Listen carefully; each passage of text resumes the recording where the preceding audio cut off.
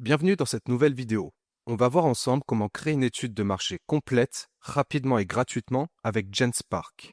Là, c'est un exemple de rendu qu'on peut avoir rapidement, en 15 minutes à peu près. Donc j'ai fait un exemple sur Decathlon en lui demandant une analyse relativement complète avec une présentation de la marque, l'analyse du marché, étude de l'offre et de la demande, la concurrence, l'environnement, une analyse de la stratégie commerciale, l'évaluation des risques et opportunités et une analyse financière de l'entreprise. Ce résultat, vous pouvez l'obtenir rapidement et gratuitement, encore une fois. Je vous montre rapidement le rendu, donc une petite présentation concise avec des chiffres, des dates, la charte graphique avec les codes couleurs, la police, etc. Toujours dans la présentation de l'entreprise, les fondamentaux et valeurs de Decathlon, le positionnement de la marque. Comme vous voyez ici, il y a des images qui des fois s'affichent pas, c'est normal, c'est des petits bugs. On va voir ensemble justement comment les résoudre. Le logo, la taille du marché, le marché de la distribution d'articles de sport en France, évolution et tendance du marché. Et vous pouvez remarquer qu'à chaque fois en dessous, j'ai bien les sources avec des liens directement vers la source. Et non pas juste vers la page d'accueil de la source, mais bien le lien direct. Donc ça, c'est nickel. J'ai les chiffres mis en gras. Il y a de la quand même belle data visualisation avec des effets de survol, de hover. Là, j'ai du mapping avec des clics possibles. Toujours mes sources. Et voilà. Donc, on a 57 slides au total d'analyse, d'études de marché. On peut monter à bien plus que ça. Là, je vous présente cet exemple, mais il n'y a quasiment pas de limite en fait. Ensuite, je peux l'exporter en PDF ou en PowerPoint, toujours gratuitement. Ça fonctionne assez bien. Ou alors directement l'éditer dans Canva ou Figma via le format PDF justement, qui est mieux pris en compte que le format PowerPoint. Donc, j'ai testé un peu tout ça depuis plus d'un mois. Je vais vous présenter l'outil de GenSpark. On va regarder tout ça ensemble. Donc pour commencer, je vais vous présenter GenSpark et le comparer à Manus, Suna ou Minimax par exemple. On va regarder des exemples de rendus que j'ai obtenus via cet outil et je vais vous donner mon prompt. Pour réaliser une étude de marché, vous montrer comment l'adapter et le modifier si nécessaire. C'est parti. Voici GenSpark, le super agent en intelligence artificielle. Comme je vous l'ai dit, ça fait un peu plus d'un mois que je le teste. J'ai également testé en parallèle Manus, Minimax et Suna. Et pour moi, actuellement, en 2025, c'est ce qu'il y a de mieux sur le marché en super agent pour produire des diapositives, des tableurs, des documents, maintenant des podcasts ou autres. On peut également l'utiliser en tant que chat, donc comme les agents IA, ChatGPT, Gemini, Claude, etc. Mais le réel intérêt, c'est vraiment de réaliser des diapositives, des tableurs et des documents rapidement. Pour mes tests, j'ai dû prendre la version premium. On regarde rapidement les forfaits. J'ai donc l'abonnement à 20 $ par mois, facturé une seule fois annuellement, mais en mode gratuit. Vous avez droit à 200 crédits chaque jour et ça vous permet de faire des petits rapports ou alors un rapport en plusieurs fois sur 2 ou 3 jours. Je retourne sur la page d'accueil de GenSpark. En dessous, j'ai les actualités. Là, j'ai mon Drive. Je peux relier GenSpark à mon Google Drive. Je peux également lui uploader des fichiers. Sur la page d'accueil, justement, ici, je peux relier aux outils. Donc, comme je vous disais, vous pouvez relier GenSpark à votre Google Drive, Gmail, Notion, Calendar, etc., etc. Pour ma part, je ne le fais pas. Je préfère lui envoyer de temps en temps des fichiers si besoin dans le prompt ici. Donc, je peux envoyer des fichiers depuis mon ordinateur. Je préfère pas relier un super agent chinois à mes comptes Google. C'est un choix personnel. Vous pouvez aller plus loin justement en reliant le super agent à vos comptes ou bien en utilisant le browser, donc le navigateur internet de GenSpark qui est actuellement disponible uniquement pour macOS. Sur le fonctionnement, c'est classique. Vous devez sélectionner ce que vous voulez, donc des diapositives, documents ou autres. Après, mettre votre prompt avec les options. On regarde un exemple. Typiquement, pour mon étude de marché, je sélectionne des diapositives. Là, il est en mode super agent diapositive et je vais lui mettre mon prompt. Ici, j'ai mon prompt. Donc, il est assez complet. Justement, j'ai fait beaucoup de tests afin d'avoir un bon rendu. Ce qu'il faut changer, c'est le nombre de diapositives. Si vous en voulez plus pour un résultat bien plus costaud, complet, parce qu'en vrai, 50 diapositives, ça suffit pas pour détailler tout ce que j'ai demandé. Et bien entendu, le nom de l'entreprise en haut ici. Pour mon exemple, je vais prendre Chanel en 80 diapositives. Donc, j'écris Chanel. Je descends. Et ici, je mets 80 diapositives. Je vais envoyer et comme un agent IA traditionnel, il va chercher, raisonner, puis réaliser les diapositives petit à petit. J'envoie le process. Donc là, il est en train de réfléchir. Et là, j'aurai la preview, donc le pré-rendu visuel. Il dit qu'il va respecter les dimensions requises de 1280 x 720 pixels. Ça permet d'avoir un format 16 neuvième sans trop de lourdeur. mais il ne le respecte pas toujours. Bon, là, il est en train de faire le plan, vous voyez, ça va très vite, donc il en est déjà à 16 pages, 18 pages, et il a prévu 85 pages au total, donc un peu plus de 80 ce que je lui ai demandé. Ici, je vois des personas, le résumé, l'analyse de l'offre, le portefeuille, etc. Le SWOT, donc une analyse externe assez complète. Je descends, investissement. Donc, vous voyez, là, il est en train de faire le plan. Après, il va chercher des informations à droite, à gauche. Donc, il envoie ses robots faire du crawling, du scrapping, analyser un peu tout ça. Je lui ai demandé des données récentes de moins de 2 ans. Typiquement, là, il essaie de choper le logo officiel de Chanel. Il analyse tout ça sur Google et un peu partout. Il recherche, il le trouve et c'est parti. Donc, je remonte à la première diapositive. Finalement, il n'y aura que 77 diapositives. Au début, il était parti sur 86. Donc, des fois, il y a des petits bugs et on va voir justement comment les résoudre au fur et à mesure. Donc, ici, je vois l'aperçu, le code et la réflexion. Donc, la réflexion, on voit son process. Donc, il réfléchit, je dois faire ci, je dois faire ça, je dois respecter telle condition. Là, il a trouvé le logo. Et en fait, nous, ce qu'on voit, c'est de la prévisualisation. On peut le télécharger en PDF et en PowerPoint, mais en fait, c'est du code à la base. Donc là, j'ai tout le HTML, la CSS qui génère mon aperçu ici. Donc, étude de marché Chanel, analyse complète. Donc là, pareil, il est en train de coder, etc. Et je vais voir les aperçus. Donc, j'ai pas besoin de cliquer à chaque fois, en fait. Il passe tout seul aux étapes. Je descends, il a fait la première diapo. Là, il est en train de faire la deuxième. Et voilà, c'est parti. Donc, vous voyez, typiquement ici, il y a le texte qui apparaît pas. C'est sûrement juste en dessous. Il y a souvent des problèmes d'alignement. Ce qu'il faut garder à l'esprit, c'est que ça, c'est mon premier résultat. Je peux, moi, le corriger. Ou alors lui demander de lui-même corriger. Donc, typiquement, il a rajouté, mais la diapositive, elle est plus au format 16 neuvième. Ah, bah voilà, justement, il est en train de le dire. Bah, c'est plus au format 16 neuvième, donc il est en train de le refaire. Parce que c'est dans mon prompt, en fait. Je lui ai demandé plusieurs fois, une fois que tu as fini, revérifier, etc. Parce qu'il a tendance à pas le faire, en fait. Donc là, c'est parti. Il y en a à peu près pour 10-15 minutes, un peu plus, là, je pense. C'est aussi l'occasion de chronométrer. Mais sur le modèle de 50 slides, 50 diapositives, ça met à peu près 10 minutes. Donc là, il est parti. Je vais faire un fast forward et puis on se retrouve une fois qu'il a fini son résultat.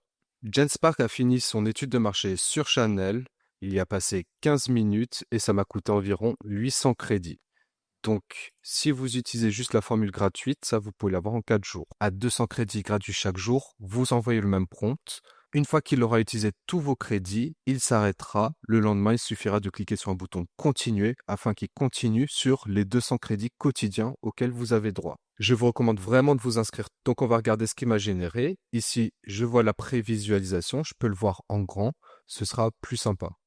Donc là, j'ai une page de garde, il croit que c'est un document confidentiel, il met la date, juillet 2025. J'ai une table des matières qui respecte du coup le programme, le plan que je lui ai demandé. Petite introduction, présentation, la charte graphique, elle est moins précise que celle d'avant, typiquement j'ai pas les codes couleurs. Le logo, là on voit que ça a bugué, donc rappelez-vous souvent les images ça bug, vous pouvez soit vous le corriger vous-même en l'exportant en PDF et après vous l'éditez dans Canva ou Figma, ou bien vous demandez directement à Jens Spark de corriger les bugs, donc trouver les images manquantes, revoir les espacements, etc. Là, j'ai bien une source et je vois Channel History, donc des archives. Si je clique dessus, j'atterris sur la page de Channel parce que l'URL n'existe plus. Donc, il y a eu de l'URL rewriting, des changements. Il faut toujours vérifier les sources de données, même si Genspark est très bon. Là, en l'occurrence, je lui ai demandé d'utiliser des données récentes de moins de 2 ans, mais il aurait fallu lui demander des données de moins de 6 mois, voire même de moins de 3 mois. Pourquoi? Parce que là, je vise une entreprise du luxe et donc c'est un domaine particulier, une très grosse entreprise, ça bouge très vite. Je retourne sur Genspark. Là, je vois pareil, image clé de la marque, des bugs d'image. Il y a souvent des petits bugs aussi d'ajustement. Donc ça, étude de marché, soit je lui demande de le supprimer, soit je le fais moi, parce que ça se superpose avec le texte. Ici, étude de marché, je descends. Donc là, toujours pareil. En data visualisation, elle est très bon. En analyse de données également. Après, sur la prise de décision, vaut mieux quand même vous, pour l'instant, un humain. Ici, je vois source Ben Company, Luxury Goods. Donc ça, c'est très bien parce que Ben Company, c'est le leader mondial. Par contre, je vois 2024, je clique dessus. Effectivement, la page n'existe plus. Donc là, il faut toujours vérifier. Encore une fois, j'aurais dû lui demander des données de moins de 6 mois. Je retourne sur Genspark. Je descends, croissance, Ben Company, encore une fois. Là, c'est pas pareil, c'est un rapport sur le marché du luxe et ça fonctionne. Donc là, on est bon.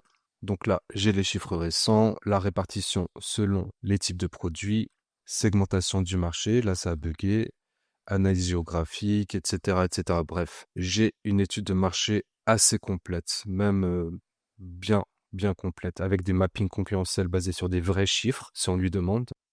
Donc là, typiquement, j'ai demandé un prompt général pour une étude de marché complète, mais on peut aller vraiment plus loin avec plus de contraintes, plus d'indications. Ici, mes sources et bibliographies, donc ça, c'est super, avec une petite liste déroulante, mais typiquement, ça marche pas en PDF ou en PowerPoint. Donc, il faudra lui demander de corriger tout ça. Là, ce que je vais vous dire, ça n'engage que moi. C'est mon avis que j'estime être objectif. Pour contextualiser, j'ai été étudiant assez longtemps, j'ai fait plusieurs bac+5. Après, j'étais cadre, ensuite prestataire de services en tant qu'indépendant, puis formateur en entreprise, en établissement supérieur. Donc, j'ai créé pas mal d'études de marché et j'en ai analysé encore plus. J'ai dû analyser des centaines, voire peut-être un millier d'études de marché via mes étudiants. Encore une fois, ça n'engage que moi, mais pour ma part, le résultat que j'ai, si je m'en sers comme base et que je l'améliore en termes de data, de pertinence, de qualité de logique, de fil conducteur, c'est supérieur à plus de 90% des dossiers que je vois en bac+5 dans de très bonnes écoles. Donc, l'outil est incroyable. Par contre, il est nécessaire d'avoir les connaissances et compétences pour justement voir quels sont les points qui ne vont pas, quels sont les points où c'est pas logique, où c'est faux, toutes les prises de décision incorrectes, puis après redemander à l'IA de réévaluer l'étude de marché d'après nos préconisations en tant qu'experts. Là, le résultat devient vraiment incroyable.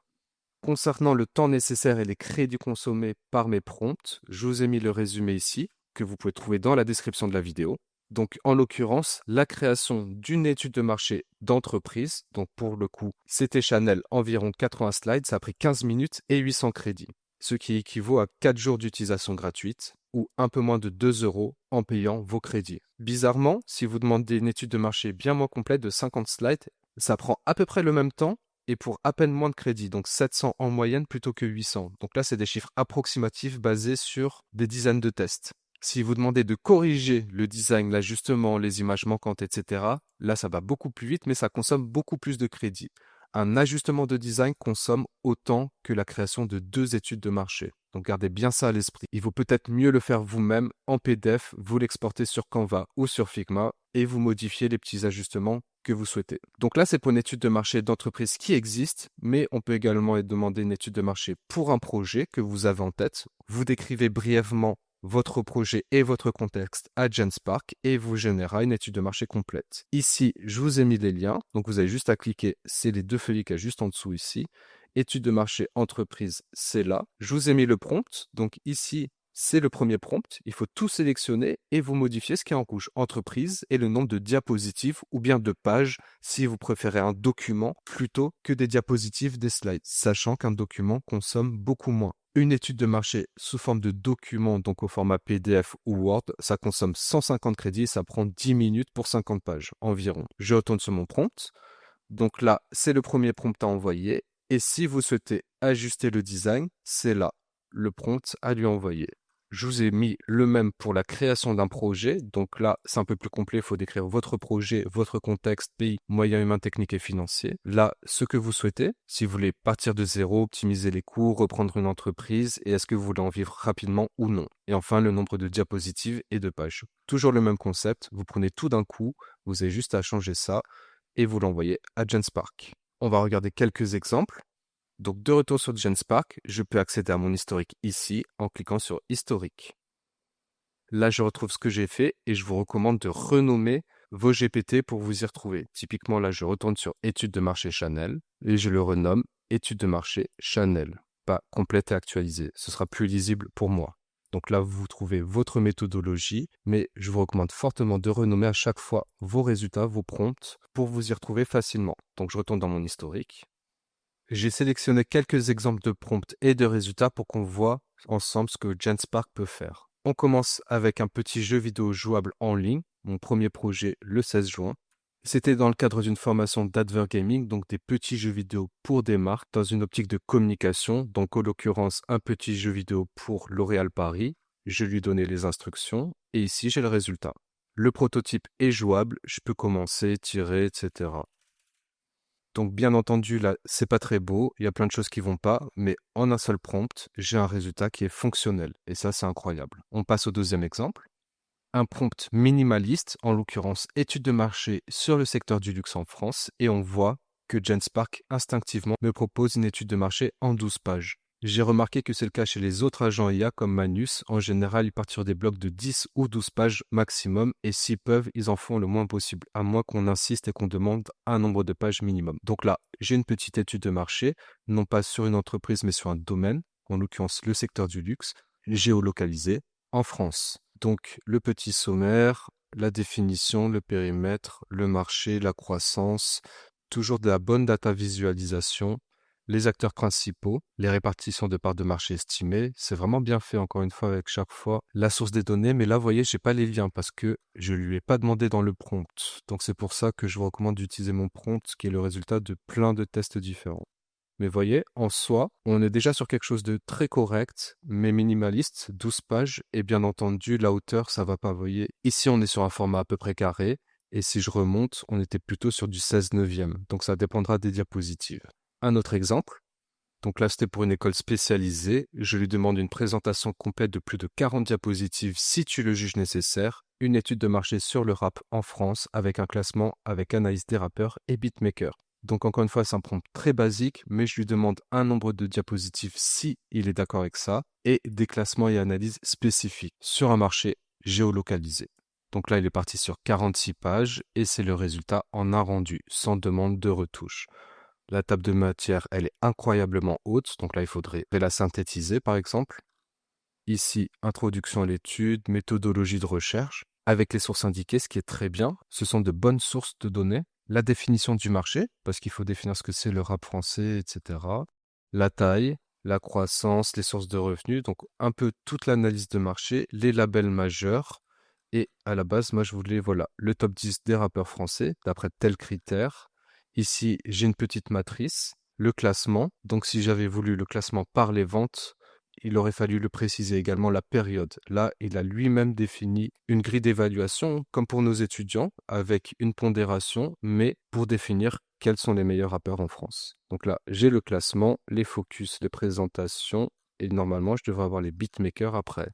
Les tendances, encore tendances, voilà, le top des beatmakers français. Donc encore une fois, là, j'ai une matrice pondérée d'après tel et tel critère. Vous voyez que c'est incroyablement précis, c'est quand même assez beau, c'est visuellement quasiment toujours cohérent par rapport à la demande, par rapport au marché, à l'activité, à l'entreprise. Donc ça, c'est un très bon résultat sans que je lui demande justement une identité graphique travaillée ou autre. Donc si vous créez des diapositives, le résultat sera quasiment toujours de qualité. Je passe à un autre rendu. Là, encore une fois, du contexte. Donc je suis un expert. Ce que je dois faire, la demande, c'est 3 personas après une analyse rapide du marché. Il faut que les personas aient telle donnée indiquée et je mets mes contraintes de dimension 16 neuvième, bonne qualité, etc. Donc là, c'est sur le marché de Rungis, analyse de la demande, méthodologie de segmentation, sur quels critères sociodémographiques, psychologiques, comportementaux ou autres, d'après des données sourcées. Encore une fois, les critères de segmentation. Et là, j'ai mes personas, donc les restaurateurs traditionnels, le profil, critères sociodémographiques, le revenu moyen annuel, toutes les attentes, etc. Les distributeurs et grossistes, et enfin, restauration collective industrielle. Donc, en cette slide, tout ce que je voulais, vous pouvez demander une étude de marché d'un bloc ou alors juste une partie, certaines données spécifiques. Ça consommera plus de crédit si vous les mettez bout à bout, mais par contre, la pertinence sera encore plus incroyable, de meilleure qualité. Je passe à la suite. Ici, j'ai réalisé un prompt à partir de ChatGPT. Donc, j'ai fait du reverse prompt. Je vais demander un prompt en analysant toutes les données, les conversions, etc. sur le funnel, donc le tunnel de conversion pour l'entreprise Yves Rocher. À partir des données que m'a fourni ChatGPT, je lui ai envoyé un gros prompt pour lui demander de me le représenter sous forme visuelle. Là, il explique le framework, les étapes du tunnel de conversion, et là, j'ai bien mon tunnel de conversion qui est réalisé. Il n'est pas comme je voulais, mais c'est parce que ça manquait de précision sur mes attentes ici. Ça reste très bien. Donc, après, je peux lui demander en complément, synthétise le tunnel de conversion sous forme de pyramide avec les étapes de conversion, les taux de rétention. N'oubliez pas que vous pouvez demander des modifications, des compléments et autres. Je passe encore un autre exemple.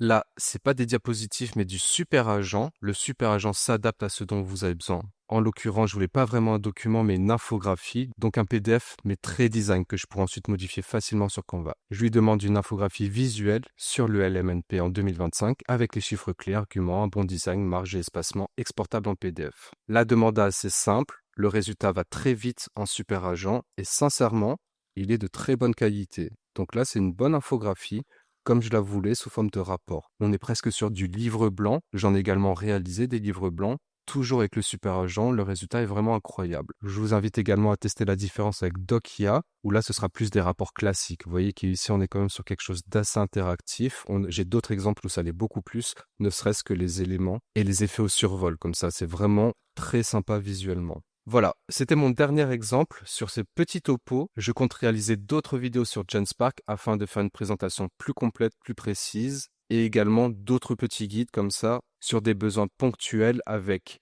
un exemple de livrable, de prompt, le résultat, etc. Pour finir, vous pouvez retrouver mon lien d'invitation dans les commentaires de cette vidéo. Ça vous permettra de bénéficier de 1000 crédits gratuits si vous êtes dans les 50 premiers membres que j'ai invités. Si le lien ne fonctionne plus, c'est que vous êtes arrivé après les 50 premiers inscrits. Dans ce cas-là, inscrivez-vous normalement sur Genspark ou cherchez un autre lien d'invitation. Dans tous les cas, vous aurez 200 crédits gratuits chaque jour. Voilà, vous connaissez à présent Genspark, ses principaux cas d'utilisation. On a vu ensemble quelques exemples de prompts et de résultats dans diverses utilisations. Et vous pouvez accéder à mes 2 prompts en commentaire de cette vidéo pour réaliser une étude de marché sur une entreprise existante ou bien sur votre projet de création d'entreprise. N'hésitez pas à poser vos questions en commentaire, je répondrai dans la mesure du possible. Et abonnez-vous pour ne pas manquer les prochaines vidéos sur Genspark et autres. À bientôt!